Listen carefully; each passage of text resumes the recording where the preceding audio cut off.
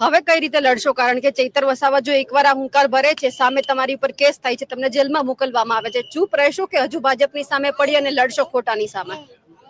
તમે જોયું હશે ભાજપના ઘણા ધારાસભ્યો પર ગંભીર ગુનાઓ છે, એમને કોઈ પોલીસ પકડતું નથી.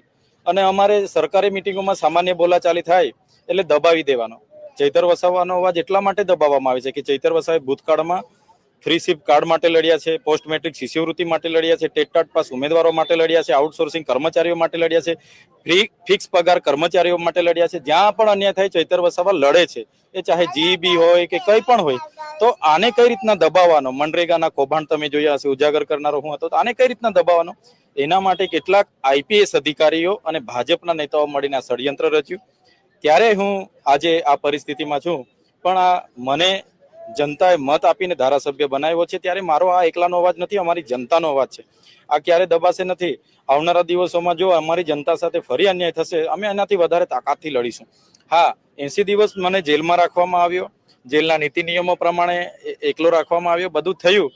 પણ ત્યારે પણ હું એ જ ચિંતા કરતો હતો કે મારી જનતાના સુખ દુઃખમાં હું હાજર નથી રહી શક્યો. એ બદલ મને દુઃખ છે.